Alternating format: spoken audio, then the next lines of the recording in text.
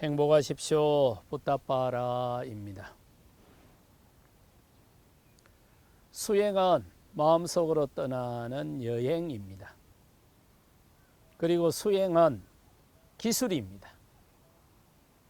기술을 통해서 마음 근육의 탄력성을 향상시키고 기억 이미지와 결합해 있는 탐심, 진심, 치심, 부처님은 이걸 세 가지 독개서라고 했습니다. 이와 같은 마음 오염원을 제거하는 구체적인 기술입니다. 기술은 마음으로도 익힐 수 있지만 우리가 알고 있는 대부분의 기술은 몸으로 익히셔야 합니다. 그래야 유효성이 나오기 때문입니다. 원리를 올바르게 이해하면 창의력이 나오고 기술을 정확하게 익히면 유효성이 나온다고 합니다. 수행은 철저하게 마음 근육의 탄력성을 높이고 마음 공간에 존재하는 탐진치, 삼독심을 제거하는 기술에 기반하고 있습니다. 그렇기 때문에 마음이 작동하는 메커니즘을 올바르게 이해할 뿐더러 동시에 마음 공간에 존재하는 탐진치, 삼독심을 제거하는 기술을 정확하게 익히셔야 합니다.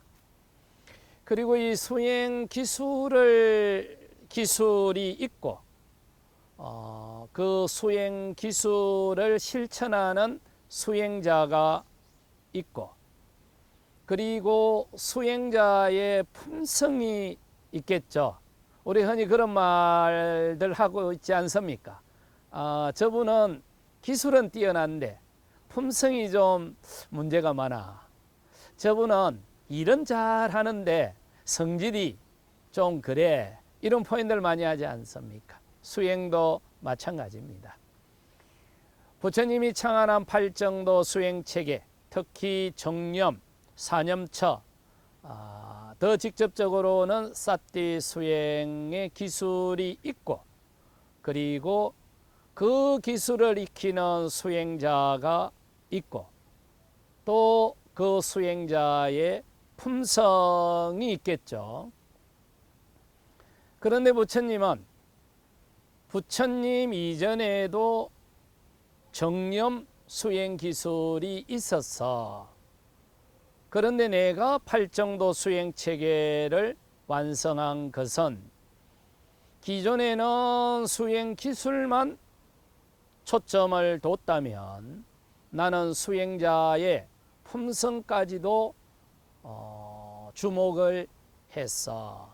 이 수행자의 품성을 다루는 것이 흔히 계정해 사막이라고 하는 계에 해당합니다. 흔히 계를 지켜야 된다라고 하지만 다르게 표현하면 수행자의 행위 규범을 정해 놓은 것이죠. 이걸 오늘날 우리가 사용하는 일상적 용어로 대치하면 수행자의 품성에 해당할 겁니다. 기술을 익히는 것은 기본입니다. 거기에 더해서 그 수행자의 품성이 멋있으면 더 좋지 않습니까? 그래서 부처님은 항상 수행자들에게 수행의 기술을 익히는 것 못지않게 수행자의 품성을 강조했습니다. 그것이 흔히 계로 표현되고 있습니다.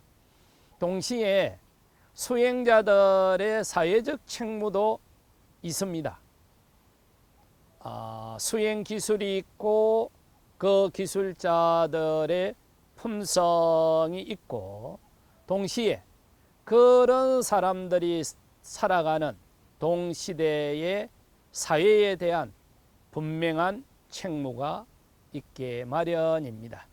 이 수행자들의 사회적 책무, 그걸 수행함으로 인해서 우리가 다른 존재들과 함께 공존할 수 있었던 것이죠.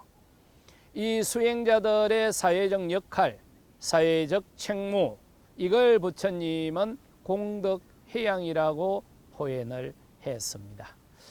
혹시 전통적인 불교도들은 절에서 어떤 행사를 하거나 어떤 일을 하면 맨 마지막에 해야 한다라는 표현을 쓰죠. 그런 법회를 통해서, 그런 행위를 통해서 복을 쌓고 공덕을 쌓았는데 그 공덕을 나 혼자 누리고 사용하기보다는 당대에 살아가는 많은 중생들에게 돌려줌으로 인해서 함께 행복하게 살 수 있다라고 하는 수행자들의 사회적 책무를 이야기하고 있는 것입니다. 그런데 우리는 일반적으로 전통적 불교도들은 수행, 계, 자비, 공덕해양 이런 용어들에 익숙해져 있죠. 그러나 오늘 여러분들과 같이 살펴본 것처럼 수행 기술이 있고 수행 기술자의 품성, 계라고 하는 품성이 있고 자비심 또는 공덕해양, 보시와 같은 수행자들의 사회적 책무도 있습니다.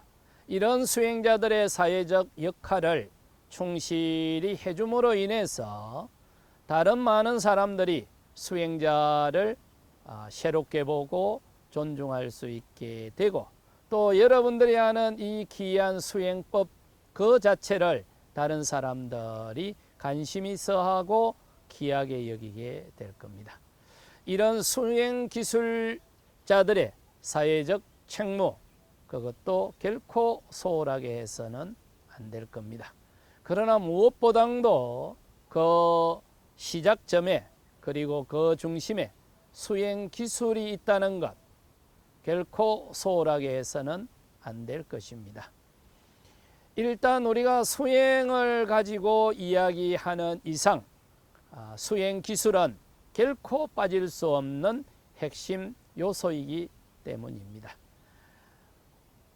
같이 수행하는 여러분들도 부처님이 창안한 최고의 수행, 흔히 명품이라고 하죠. 이 오리지널 수행 기술을 익히셔서 부처님같이 부처도 이루시고 아라한토가도 성취하시고 그리고 행복하고 평화롭게 사십시오. 고맙습니다. 행복하십시오.